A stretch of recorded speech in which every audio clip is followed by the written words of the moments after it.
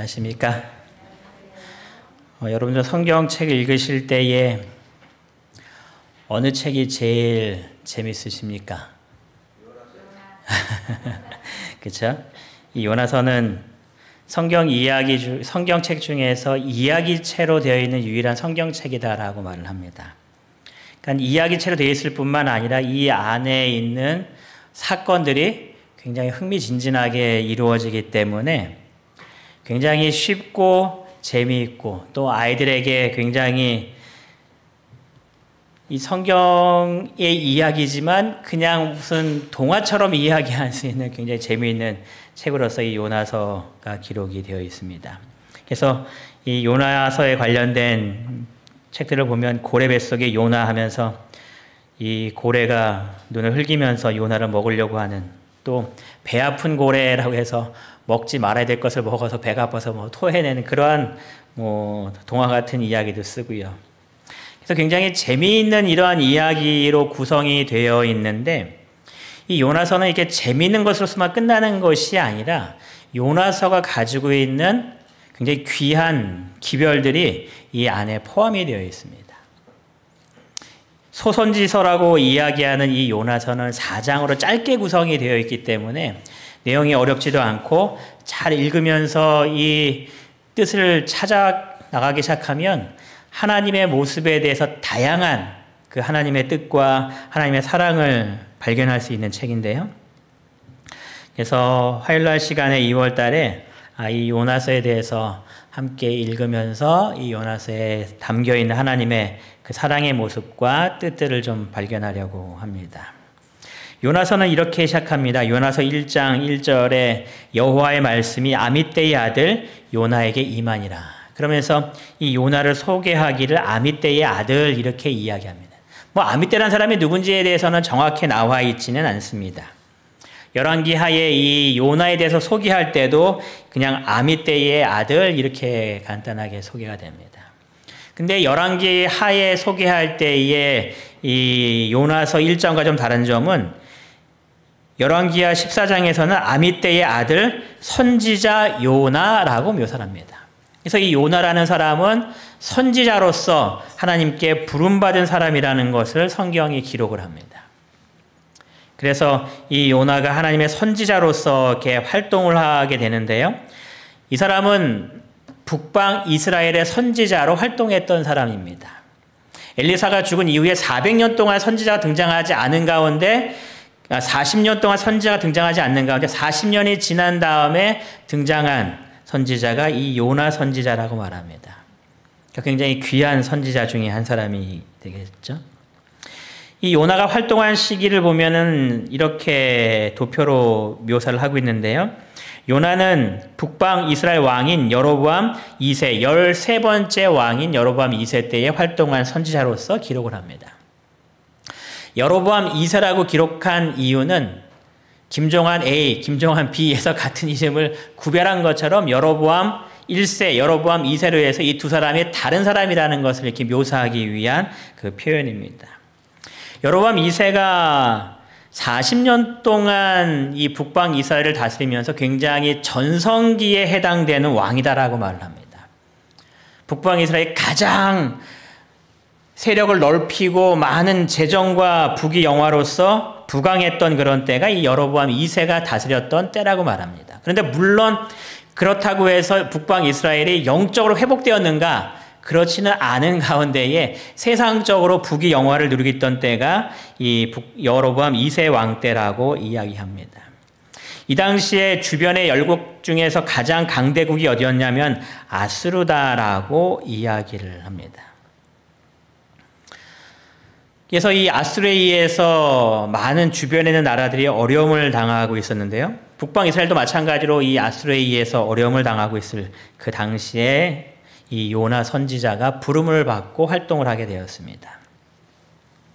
이 요나 선지자는 북방 이스라엘의 선지자로 활동하게 되었는데 좀 다른 선지자와 독특한 점이 있었습니다.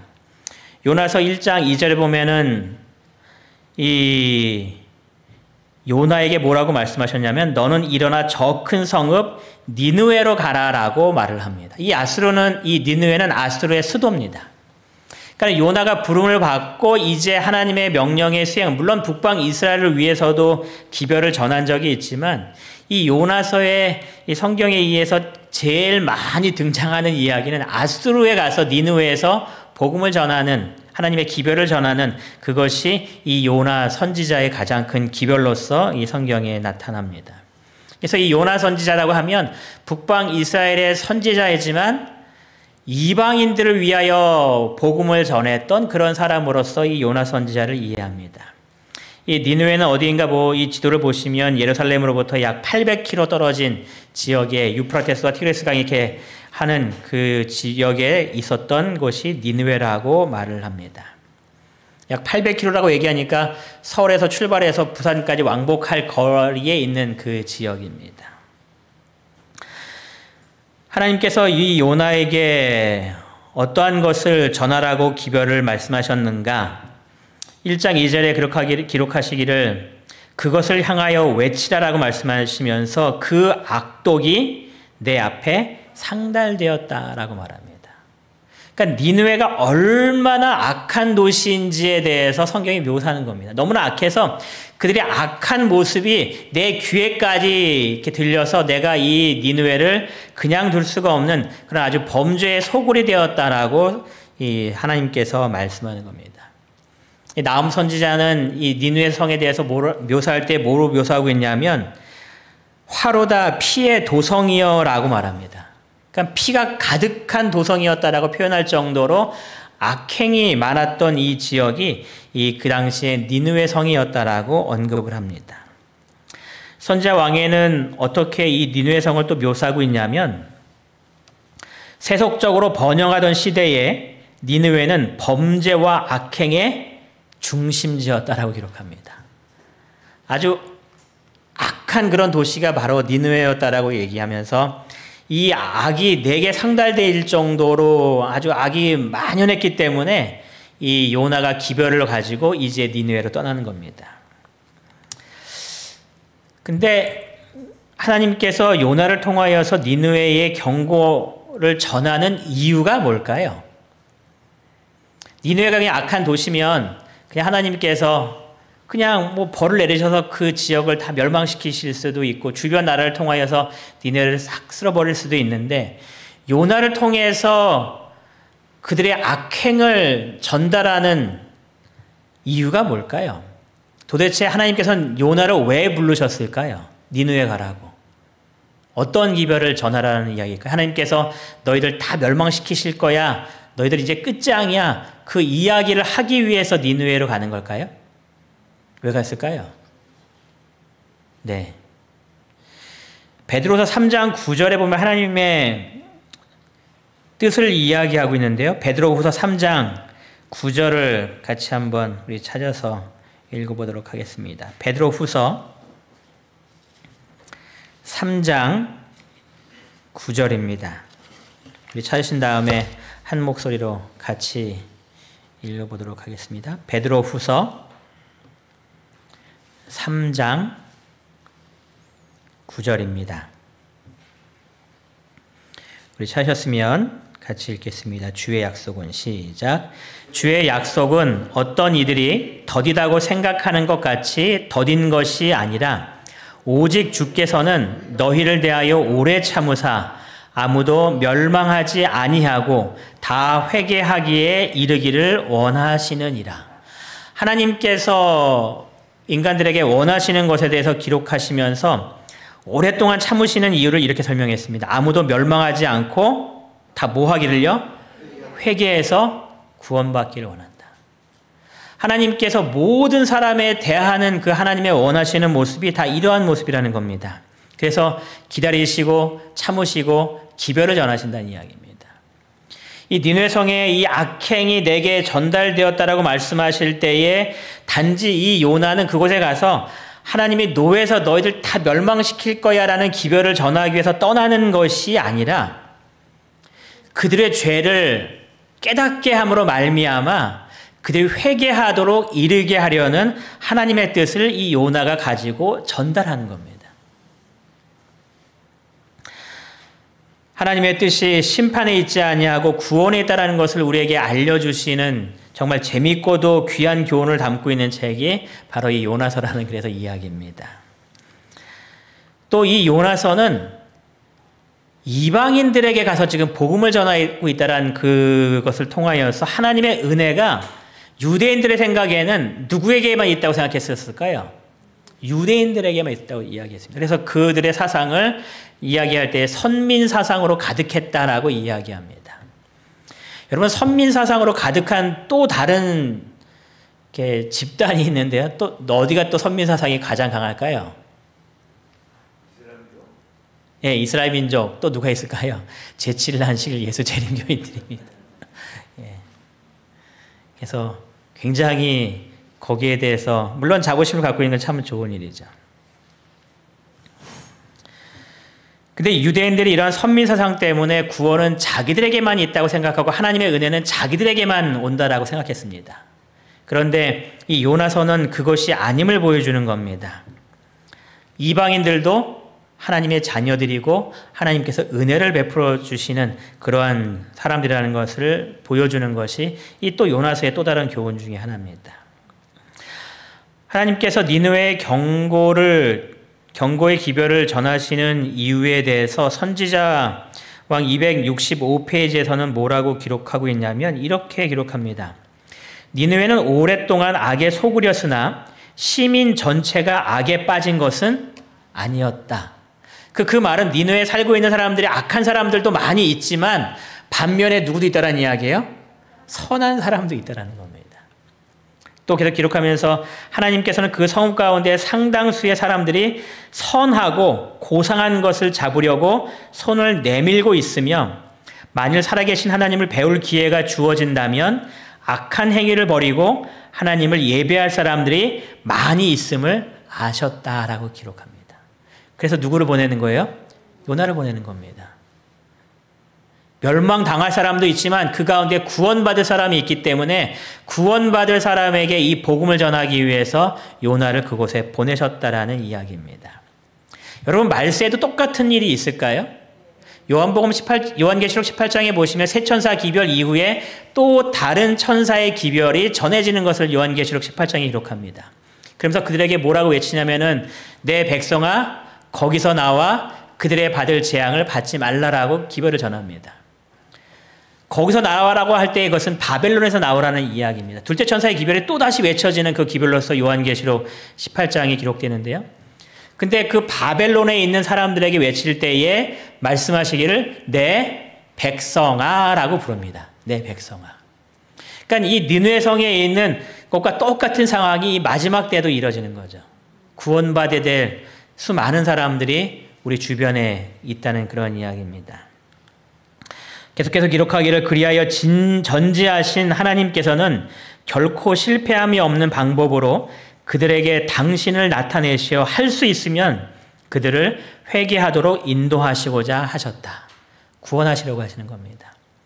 그래서 4장을 통해서 우리가 그 놀라운 하나님의 역사를 바라보잖아요. 요나가 기별 전했을 때에 그 안에 있는 사람들이 회개하기 시작합니다. 동일한 사명이 여러분과 저에게도 있음을 기억하셔서 바벨론에 있는 수많은 하나님의 백성들을 하나님께로 인도할 수 있는 정말 남은 백성이라고 자부한 우리의 마음속에 그 사명으로 가득하셔서 우리 주변에 있는 사람들에게 하나님의 복음을 잘 증거하는 여러분과 제가 되기를 간절히 바랍니다. 이 요나의 기별에 대한 이야기를 듣다가 경고의 기별을 듣다가 어떤 것을 보면서 마음속에 큰 두려움을 느꼈냐 하면 같이 신학을 공부했던 그 사람 중에 지금 뭐 옛날에 터키죠. 그 튀르키예에 가서 선교하고 있는 그 가정이 있는데 제가 톡을 별로 이렇게 잘 안 하는 편인데 톡이 하여튼 뭐 수십 개가 이렇게 와 있는 거예요. 그래서 이제 열어서 도대체 얘들이 왜 이렇게 시끄럽게 하나 봤더니 지금 터키에서 일어난 일들에 대해서는 쫙 이렇게 올린 겁니다. 그 친구가. 여러분 방송을 통해서 이렇게 다 보셨죠?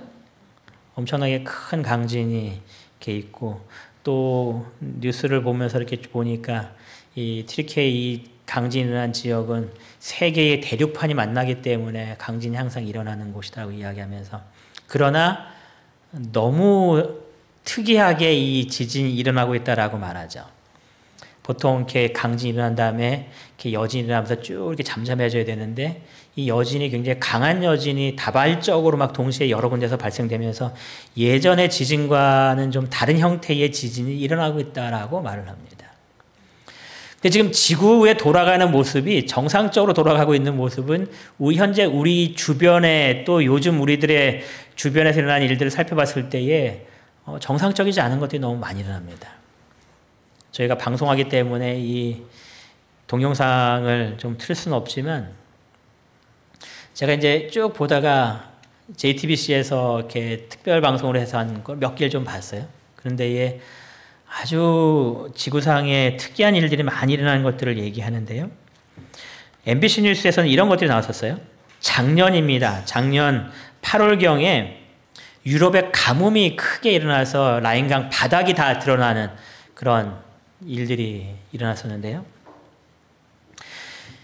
이게 바닥이 이렇게 쭉 나오다 보니까 그 밑에에 그 헝거스톤이라는 이렇게 돌에다 이렇게 사람이 이렇게 막 이렇게 쓴 돌이 있어요. 이제 헝거스톤이라고 이렇게 표현을 하는 걸 봤는데, 거기에 어떤 내용이 적혀 있냐면, 이게 강 바닥이 드러났기 때문에 사람들이 이제 뭐 몇 년도에 이런 일이 있었다라고 이렇게 쭉 이제 기념비처럼 이렇게 만들어 놓은 건데, 그 내용 중에 이런 내용이 있다는 겁니다. 이것을 보면 눈물을 흘리는 일이 있을 것이다라고 했다는 겁니다.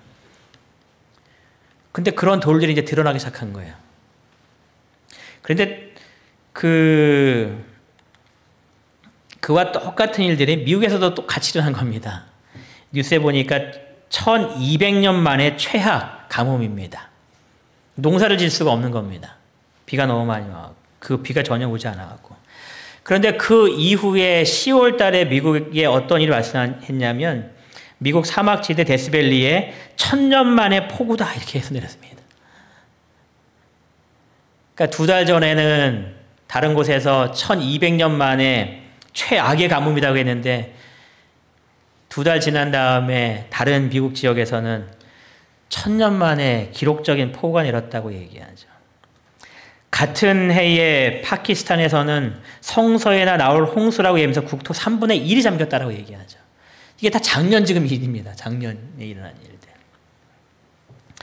또 작년 12월 미국 뉴욕에 196cm의 폭설이 내렸다라는 그 기사가 내렸죠. 196cm면은 저희보다 다 이렇게 덮는 엄청난 눈보라가 이른 일들입니다. 그리고 올 1월 달에 1월에 1년 올 비가 다 내렸다라고 얘기해서 하늘 강에 대해서 이게 MBC에서 이렇게 방송을 한 것이 있는데요. 하늘에 이렇게 구름이 쫙 이렇게 강줄기처럼 생겨서 그 줄기가 내려가는 그 지역에 정말 막 폭우처럼 막 비가 쏟아져 내리는 그런 일들이 이제 일어난다는 겁니다. 그래서 우리나라 강남에 그 폭우가 내렸을 때의 그것도 하늘 강의 영향 중에 하나다라고 이야기합니다. 그런데 그것이 이제 보편화적인 현상으로서 전 세계적으로 이제 나타나기 시작했다는 거예요. 그래서 일반적인 비가 아니라 감당할 수 없는 이제 비가 내린다는 겁니다. 여러분, 이런 이야기를 접하면서 어떤 기억, 생각들을 좀 하십니까? 얼마 전에는 인천, 경기, 강화 지역에서 우리나라 올해 들어서 가장 큰 3.7의 지진이 나서 막 사람들이 놀랬다라고 이야기하는 그런 지진이 있었죠. 요나가 니느웨 성에 가서 하나님의 기별을 전한 것처럼 마지막 때가 되면 천연계에 일어난 일들이 우리들에게 경고의 기별이 된다라고 이야기했습니다.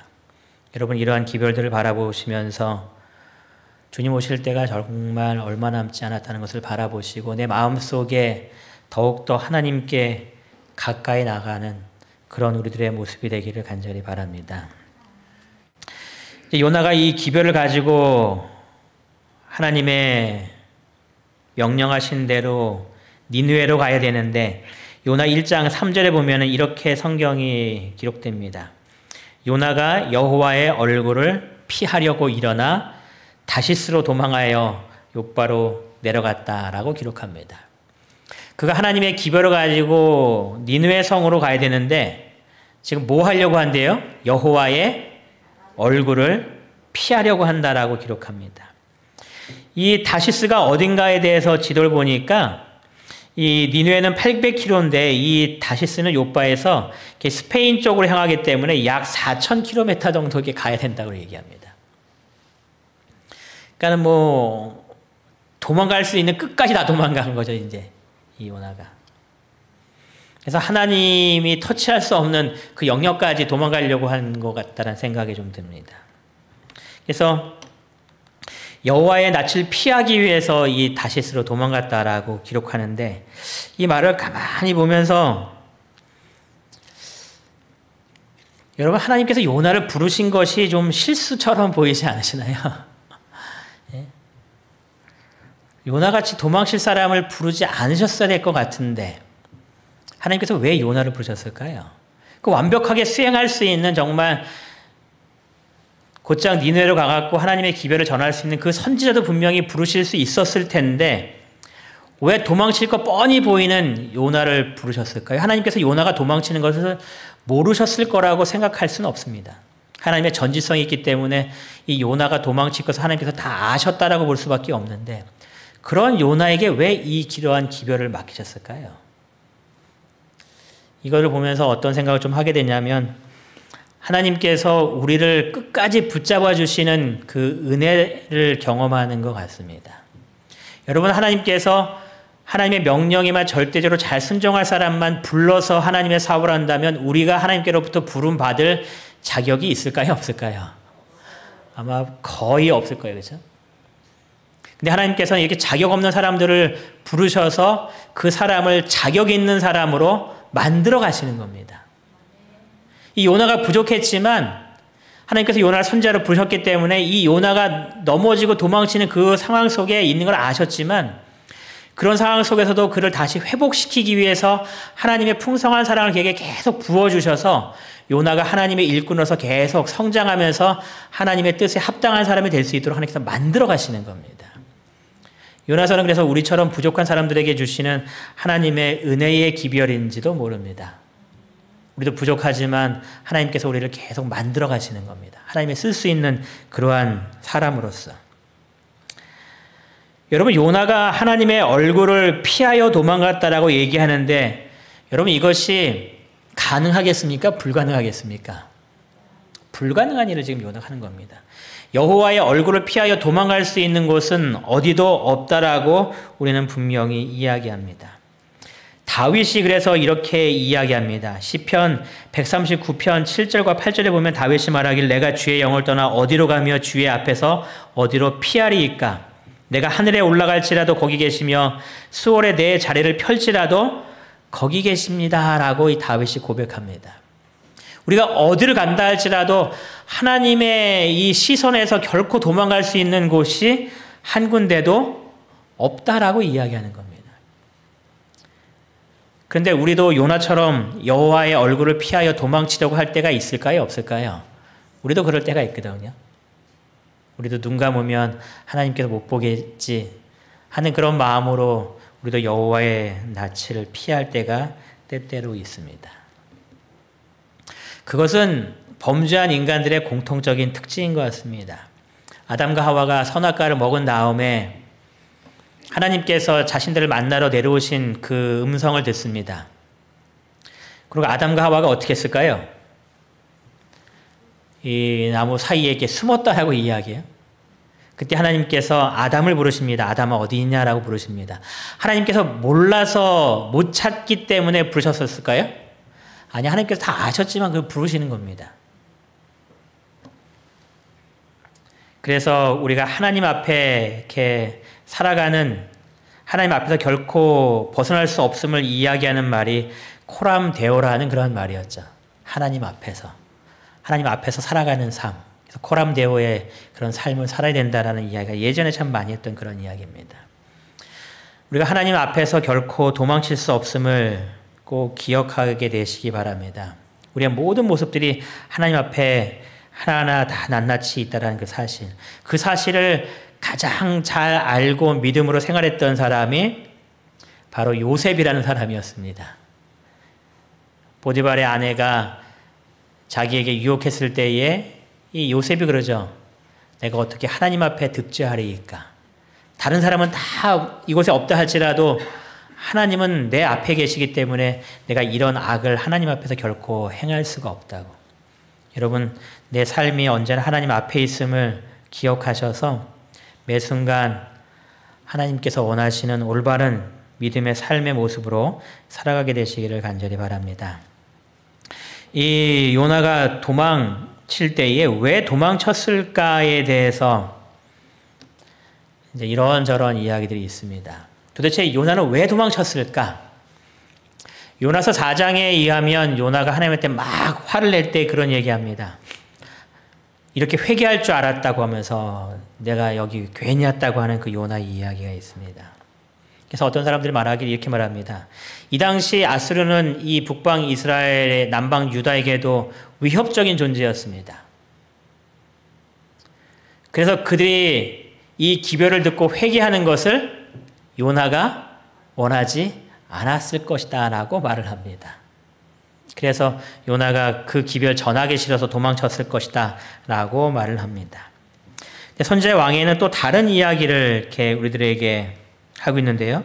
요나가 도망친 이유에 대해서 부좌 선지자에서 그 선지자의 왕에서는 이렇게 언급을 합니다. 선지자는 이 사명이 어렵고 외적으로 볼 때에 불가능한 것처럼 생각되어서 부르신 분의 지혜를 의심하고 싶은 유혹을 받았다라고 기록합니다. 그러니까 요나가 생각할 때 이것은 불가능하다라고 생각한 겁니다. 하나님의 기별을 전한다 할지라도 그 악한 니느웨에 있는 사람이 한 사람이라도 회개할 일은 일어나지 않을 것이다라고 요나가 생각했다는 겁니다. 그러니까 이 불가능한 일을 그가 감당하기 싫었다라고 기록하는 겁니다. 인간의 견해로 볼 때에 이 거만한 도시에 가서 이와 같은 기별을 선포함으로 얻을 수 있는 것은 아무것도 없는 것처럼 보였다. 그 순간 그는 그가 섬기는 하나님이 전지하시고 전능하신 분이심을 잊었다. 그가 여전히 주저하고 의심하는 동안에 사단은 그를 좌절감에 쌓이게 했다. 선지자는 큰 공포에 쌓여 일어나 다시스로 도망하려 하였다. 그러니까 그의 마음속에 이것은 불가능한 일입니다. 일어날 수 없는 일입니다. 그래서 그가 주저했다고 기록되어 있고 주저하는 동안 누가 이 마음을 사로잡은 거예요? 이 사단이 사로잡은 겁니다. 그래서 이 사단에 사로잡힌 이 선지자는 공포에 쌓여서 다시스로 도망쳤다는 겁니다. 여러분, 우리도 요나처럼 인간적인 생각으로 외적인 모습, 내가 해온 경험으로 봐서 이것은 불가능해라고 생각할 때가 너무나 많이 있습니다. 교회에서 여러 가지 사업을 하고 진행하는 동안 가장 많이 듣는 소리가 뭐냐면, 목사님 예전에 해봤는데 안 되는 일입니다. 지금까지 해봤을 때에 된 적이 없습니다. 안 됩니다. 그런 소리를 제일 많이 듣습니다. 여러분들도 그런 이야기를 좀 많이 하시나요? 요나도 지금 똑같은 이야기 하는 겁니다. 하나님, 니느웨 사람들 악한 사람들인데요. 절대로 기별 듣고 회개하지 않습니다. 전해봐야 아무런 소용이 없는 그런 일입니다. 불가능한 일입니다. 사람들이 오히려 나를 잡아 죽일지도 모릅니다 하는 그 요나의 이야기가 하나님 앞에 전달되는 겁니다. 근데 여기 분명히 가운데 기록하기를 그가 섬기는 하나님이 전지하시고 전능하신 분이심을 잊었다라고 기록합니다. 나에게 말씀하시는 분이 전지하시고 전능하신 하나님이라는 겁니다. 여러분들이 하나님의 사업에 하나님께로 부름을 받고 하나님의 일을 하고 있다면 전지하시고 전능하신 하나님이 나와 함께하고 계심을 기억하셔서 외관상 안 보이는 일을 할지라도 기도를 통하여 하나님의 능력을 받고 하나님의 뜻을 이루는 이문동교회가 되기를 간절히 바랍니다. 우리들의 입술 속에서 가장 많이 나와야 될 것은 내 환경이 많은 어려움을 주고 우리가 지금까지 경험한 것은 많은 어려움이었지만 마치 베드로가 밤새도록 고기를 잡은 다음에 한 마리도 못 잡고 예수님께서 던지라고 할 때에 내가 한 마리도 못 잡았지만 말씀에 의지하여 그물을 내리겠다고 말한 것처럼 우리가 하나님을 능력을 의지하여 하나님의 일을 하겠다라는 그 이야기가 우리들의 입술 가운데에 제일 많이 나오는 2023년 이문동교회 성도님들의 삶이 되기를 바랍니다. 그래서 이 요나가 도망친 겁니다. 근데 도망칠 때 성경을 보다 보면 요거는 좀 이상하다는 것이 있습니다. 1장 3절에 보면 이 요나가 도망칠 때에 욥바로 내려갔는데 마침 다시스로 가는 배를 만났습니다. 그가 미리 욥바 항구에 전화해갖고 그 다시스로 출발하는 배가 언제 있습니까? 뭐 이런 거 물어보지 않고 그냥 간 겁니다. 물론 지금처럼 전화할 수 없는 시대이기 때문에 뭐 당연히 그냥 갈 수밖에 없기 때문에 요나는 내가 욥바항에 갔을 때 다시스로 가는 배가 있는지 없는지 모르는 상태에서 그냥 무조건 간 겁니다. 도망가려고. 근데 딱 도착했는데 내가 도착하자마자 어디 가는 배가 딱 있는 거예요. 내가 도망치려고 하는 곳에 가는 배가 마침 딱 있는 겁니다. 내가 타면 바로 출발하는 그 시간도 아주 정확하게 맞춰서 온 겁니다. 요나의 마음속에 이게 뭔가 일이 잘 되는구나 하고 생각하는 그런 순간을 맞이하게 되는데요. 여러분 이때 하나님의 모습이 좀 아쉽지 않으신가요? 하나님이 이 요셉이 이 요나가 도망치고 있을 때에 요나를 좀 꺾으시려면 여러 가지 방법이 있을 수 있거든요. 요나가 딱 마침 도착했는데 도착하자마자 다시스로 가는 배가 출발했거나 아니면 날씨가 정말 좋았는데 5시에 이 욥바 항구에 딱 도착하자마자 막 어두워지더니 막 바람이 불고 막 태풍이 일어나서 배가 출항을 못하거나 뭐 여러 가지 이 내가 계획했던 일이 좌절되는 경험을 할 수 있는 그런 일들을 하나님께서 충분히 만드실 수 있었는데 성경은 그 반대의 이야기가 기록되는 겁니다. 마침 다시스로 가는 배를 만난 겁니다.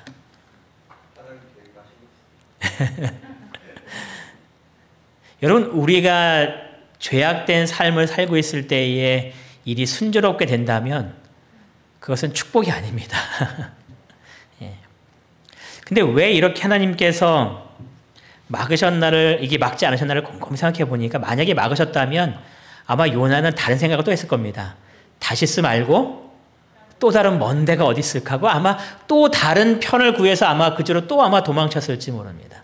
또 막으셨어도 아마 또 다른 곳으로 또 튀어나갔을지 모릅니다. 하나님께서 이 요나가 완전히 두 손 두 발 다 들고 항복할 수 있는 그런 환경 속에 그냥 다 이렇게 놔두시는 그 장면인 것 같아요. 그래서 아예 도망치지 못하고 그곳에 딱 도착해서 두 손 두 발 다 들고 하나님 이제 항복입니다. 하나님께 나아가겠습니다 하고 그의 마음을 완전히 돌이킬 수 있는 그런 모습을 하나님께서 그를 놔두시는 것 같습니다.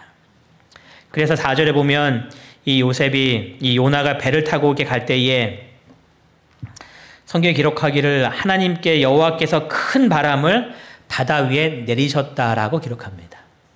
왜냐하면 배에서는 이제 더 이상 도망갈 곳이 없잖아요. 이 바람이 얼마나 컸는지 기록하기를 큰 폭풍이 일어나 배가 거의 깨지게 되었다고 말합니다. 그러니까 정말 목숨이 위태로운 상황에 처한 겁니다. 여러분 이 상황이 어떤 상황처럼 보이십니까? 하나님께서 벌하시는 상황입니까? 내가 하나님의 뜻을 어기고 계속 도망치고 있기 때문에 하나님께서 지금 나를 벌하시고 있는 겁니까? 여러분 우리가 그런 경험 많이 하잖아요. 우리가 말씀대로 순종하지 않고 사는데 내 삶 속에 어떤 어려움이 처하면 여러분 보통 뭐라고 말씀하십니까? 내가 하나님의 뜻대로 살지 않으면 하나님께 나를 벌하시나 봐 이런 생각 많이 하시잖아요. 지금 요나도 지금 하나님께로 벌받는 장면이니까요. 배가 거의 깨질 듯한 정말 위태로운 그런 순간입니다. 물에 빠지면 죽는 순간이 지금 맞이하게 된 겁니다. 근데 여러분이 요나서를 쭉 읽어보면 하나님께서 벌하시는 장면이 결코 아니라는 거예요.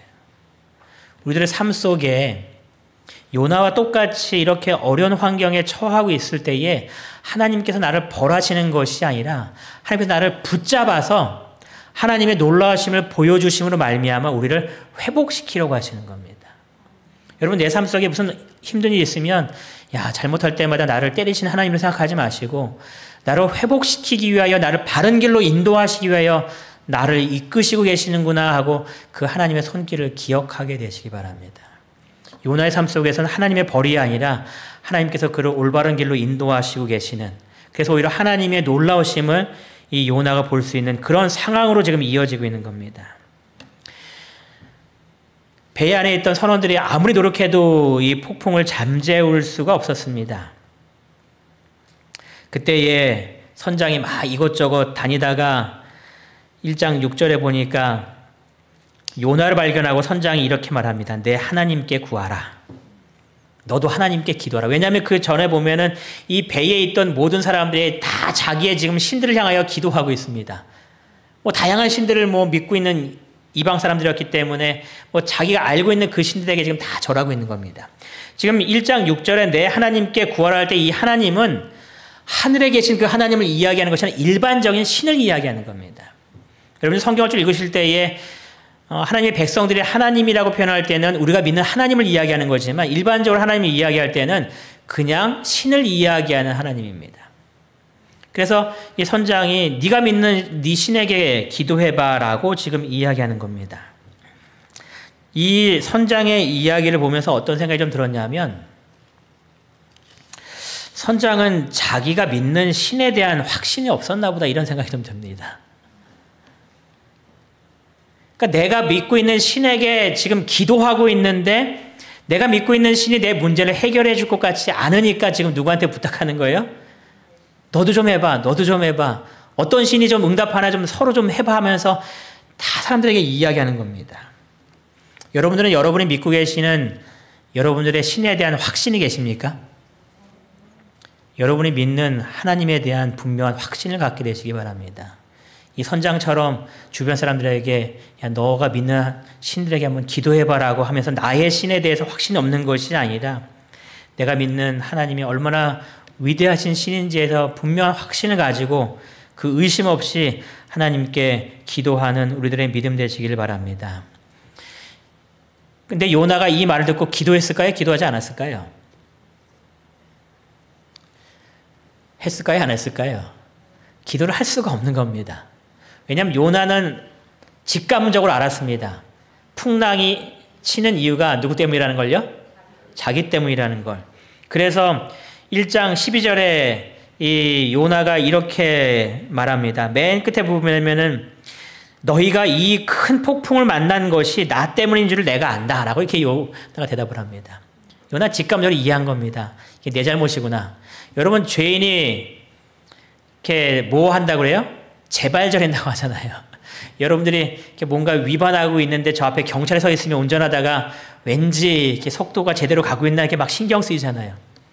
요나도 아마 그런 상황이었을 것 같아요. 그러면서 나 때문인 줄 안다라고 말합니다. 그리고 나를 들어 이 바다에 던지라고 이야기하는데 요나가 선장과 이야기하는 가운데 요나는 하나님에 대해서 이렇게 묘사를 했습니다. 제가 이 화면에 준비하지 않았는데요. 이 요나가 자기가 믿는 하나님에 대해서 1장 9절에 보시면 그가 이렇게 말합니다. 그가 대답하되 나는 히브리 사람이요 바다와 육지를 지으신 하늘의 하나님 여호와를 경외하는 자로다. 내가 믿는 하나님이 어떠한 존재인지에 대해서 이 요나가 지금 설명하고 있는 겁니다. 바다와 육지를 지으신 신이 있는데 하나님이 있는데 그 하나님이 누구라고 소개하는 거예요? 여호와다라고 말하는 겁니다. 내가 믿는 신은 여호와인데 그 여호와는 바다와 육지를 만드신 분입니다. 여러분이 믿는 신하고는 차원이 다른 신이다라고 이야기하는 겁니다. 여호와라는 참 신에 대해서 이 요나가 이야기한 겁니다. 여러분 이 이야기를 배에 있는 선원들이 다 들었습니다. 그리고 정말 이 요나의 말대로 요나를 물속에 집어 던졌을 때에 바다가 조용해지는 것을 봅니다. 그 다음에 배에 있는 사람들이 다 뭐라고 얘기하냐면 14절 이후부터 쭉 보시면요. 무리가 누구에게 부르짖었다고 얘기해요? 여호와께 부르짖어 이르되라고 말합니다. 그 배 안에 있는 모든 사람들이 그냥 하나님이라 부르지 않고 여호와라 부릅니다. 여러분들 이후에 성경을 쭉 읽어보면 이들이 다 구할 때마다 여호와라고 말합니다. 16절에도 보시면 그 사람들이 누구를 두려워했대요? 여호와를 크게 두려워하여 누구에게 제물을 드렸다고요? 여호와께 제물을 드렸다. 여러분 이 선원들이 이제부터는 누구를 믿기 시작할까요? 여호와를 믿을 수밖에 없죠. 자기 신에게 아무리 기도해도 이 문제가 해결되지 않았었는데 이 요나가 말한 바다를 지으시고 육지를 지으신 분이 여호와라는 이야기를 듣고 여호와 하나님께서 이 모든 것들을 행한 이후에는 그들의 삶 속에 분명히 여호와를 섬겼을 겁니다. 하나님께서 이 요나를 통하여서 여러 방면으로 전도하시는 그런 모습을 볼 수 있는 것 같아요. 그들이 요나를 물속에 집어 던졌을 때에 그가 물속에 빠져 죽었는가? 성경은 이렇게 기록합니다. 여호와께서 이미 큰 물고기를 예비하사 요나를 삼키게 하셨으므로 요나가 밤낮 3일을 물고기 뱃속에 있으니라. 여러분, 이 17절의 말씀 중에 어느 말씀이 눈에 확 띄시나요? 그쵸? 예비하사. 하나님께서 미리 예비해놨다는 겁니다. 이 예베노사라는 이 히브리어의 내용, 이 낱말의 뜻을 보면은 지정했다라는 뜻입니다. 지정했다. 그러니까 하나님께서 이 큰 풍랑을 일으킨 다음에 이 요나가 물속에 던져질 거를 이미 다 아신 겁니다. 그래서 이 바다 가운데 있는 큰 물고기 중에서 한 마리를 딱 정하신 겁니다. 네가 저 배에 가서 요나가 물에 빠지면 너 요나를 삼켜, 이렇게 명하신 겁니다. 여러분, 이 큰 물고기가 요나를 물고 있는 것이 쉬웠을까요? 어려웠을까요? 이게 얼마나 힘들었을까요? 이게 소화시켜서 이게 먹으면은 다 될 텐데, 뭐 요나가 뱃속에 들어가서 어디에 있었는지 모르겠지만 이 몸속에서 꿈틀꿈틀 거리면서 3일 동안 움직였을 거 아니에요. 또 무언가를 이렇게 계속 먹어야 되는데 얘 때문에 3일 동안 금식했을 거란 말이에요. 이 물고기도 굉장히 힘들었을 겁니다. 근데 하나님께서 이 물고기에게 너 요나 먹어 하니까 요나가, 이 물고기가 뭐 하는 거예요? 그 말에 순종해서 이 요나 삼키는 겁니다. 하나님께서 지정했다는 겁니다. 요나를 위해서 정하신 겁니다. 요나가 그냥 죽지 않게끔 하시기 위해서 요나가 그 3일 동안 하나님께 기도해야 되는데 가장 안락한 곳에서 하나님과 정말 긴밀한 교통을 할 수 있도록 하시기 위해서, 요나가 물속에 들어가서 이 뱃속에 있는데 물고기를 통해서 막 이렇게 고통을 당하면 기도하기 힘들었을 거란 말이에요. 조용한 가운데서 기도할 수 있도록 하나님께서 모든 환경을 다 만들어 놓으신 겁니다. 여러분과 저를 위하여서 하나님께서 지정해 놓으신, 미리 예비해 놓으신 것이 있음을 이 믿음으로 꼭 바라보게 되시기 바랍니다. 내 삶 속에 많은 어려움들과 환경이 있다 할지라도 하나님께서 나를 회복시키기 위해서 부르실 때에 나를 위하여 예배해 놓으신 곳에서 하나님께서 나를 회복시켜 주시고 그곳에서 더 큰 믿음의 사람으로 성장할 수 있도록 하나님께서 우리를 인도하신다라는 사실입니다. 그래서 요나가 이제 회복됩니다. 물론 100% 회복되지 않았기 때문에 하나님께서 4장에 또 예비하신 것들을 또 이야기합니다. 선지자왕에서는 그래서 이렇게 기록하고 있는데요. 요나가 절망에 빠진 때에도 여호와께서는 그를 버리지 않으셨다. 연속적인 시련과 이상한 섭리를 통하여 하나님께서는 당신과 당신 자신의 구원하시는 무한하신 능력에 대하여 선지자의 확신을 소생시켜야 하셨다. 그를 버리지 않으셨다라고 기록합니다. 요나는 자기 잘못 때문에 지금 이런 어려움에 처한 겁니다. 하지만 하나님께서는 그를 버리지 않으셨습니다. 연속적인 시련과 이상한 섭리를 통하여서 하나님의 무한하신 능력을 그에게 보여주심으로 그가 회복되도록 하신 겁니다. 그래서 요나가 물고기 뱃속에서 기도할 때에 그가 뭐라고 기도를 하고 있냐면, 내 영혼이 내 속에서 피곤할 때에 내가 여호와를 생각하였더니 내 기도가 주께 이르렀사오며 주의 성전에 미쳤다라고 그가 이야기하면서 하나님을 바라봅니다. 그가 자신이 잘못한 삶을 살았지만 그럴지라도 내가 하나님을 바라보겠습니다라고 기도를 통해서 그가 외칩니다. 내 삶 속에서 항상 나를 회복시켜주기 위하여 나를 이끌어주신 하나님의 은혜가 있음을 날마다 기억하셔서 그 하나님의 인도하심에 날마다 순종하심으로 나를 더 크게 사용하시고자 나를 회복시켜주시고 나를 인도하시는 그 하나님의 은혜를 올 한 해 더 많이 경험하시는 여러분과 제가 되시길 바라면서 오늘 말씀을 마치겠습니다. 오늘 기도의 제목인데요. 말씀대로 순종하는 삶을 사는 데 자신이 될 수 있도록 기도해 주시고요. 그 다음에 질병으로 고통당하는 성도들을 위해서 기도하실 때에 우리가 잘 아는 대로 어제 교통사고로 입원한 이지 집사님과 현이와 예인이를 위해서 기도해 주시고요. 그 다음에 조합과 지금 논의 중인 이 추가 보상금 문제가 잘 빨리 해결될 수 있도록, 지금 또 미뤄져서 3월 달까지 기다려야 되는 상황이 또 생겼는데요. 어쨌든 저희가 받아야 될 이 금액이 어려움 없도록 기도해 주시고요. 그 다음에 어제 큰 지진으로 고통당하고 있는 이 터키에 있는 많은 사람들과 특별히 우리 재림 성도들 가운데서도 어려움 당하고 있는 성도들이 있다는 이야기가 이렇게 그 선교사를 통해서 이렇게 듣게 되었습니다. 뭐 집이 파손된 집 사람들도 많이 있고요.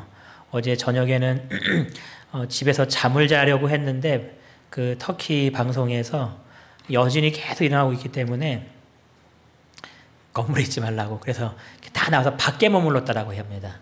그래서 그 친구도 밖에 나와서 이제 차에 있었다라고 얘기하는데 불행히도 지금 비가 많이 내리는 가운데 굉장히 추운가 봐요. 지금 생활하기가 너무 어렵다는 겁니다.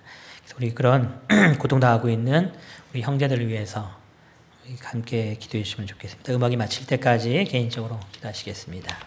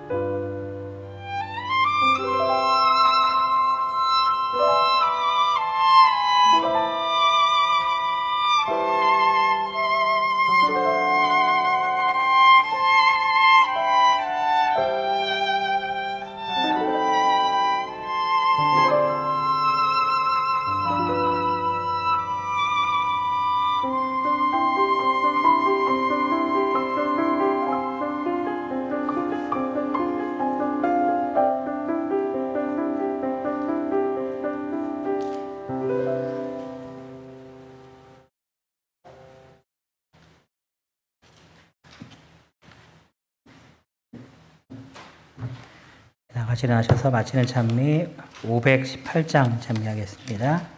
518장입니다.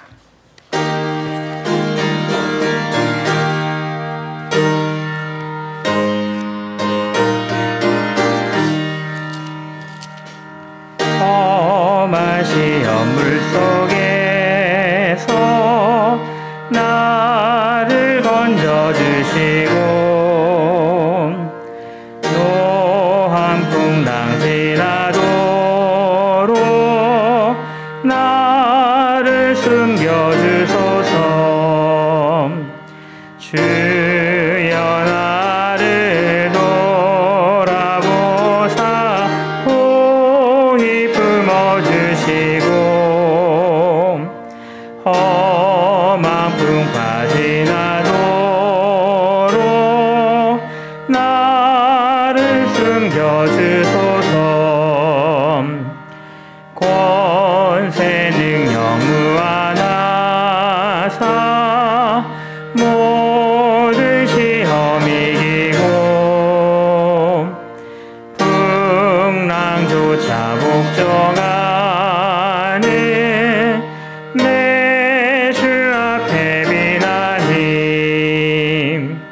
주여 나를 돌아보사 고이 품어주시고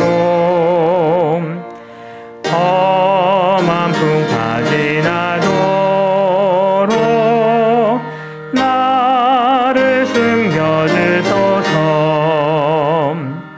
사망 길에 빠진 몸이 캄캄한 데 헤매며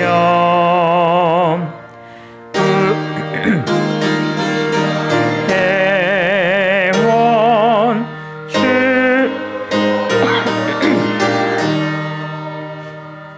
주여 나를 돌아보사 고이 품어주시고 험한 풍파 지나도록 나를 숨겨주소서.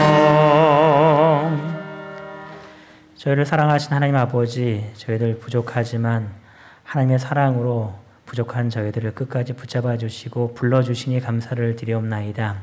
저희들이 때때로 실수하고 하나님의 뜻에 합당하게 살지 못할 때가 많이 있지만 요나를 통하여 그럴지라도 우리를 버리지 아니하시고 끝까지 붙잡아 주시고 바른 길로 세우기 위하여 우리를 회복시켜 주시는 하나님의 놀라운 사랑이 오늘 기별처럼 저희들의 삶 속에도 함께 있음을 믿음으로 바라보며 하나님께 항상 감사하는 저희들 될 수 있도록 인도하여 주시옵소서. 주님께서 저희를 위하여 예비하신 많은 것들이 있음을 기억하여 믿음으로 주님 의지하고 주님만을 바라보는 가운데 사는 저희들의 모습 되도록 축복하여 주시어서 저희들의 삶의 믿음의 모습들이 점점 주님께서 원하시는 아름다운 믿음의 삶의 모습으로 꼴져지는 저희 모두가 될 수 있도록 축복하여 주시기를 저희를 사랑하시는 예수님의 이름으로 기도드리옵나이다. 아멘.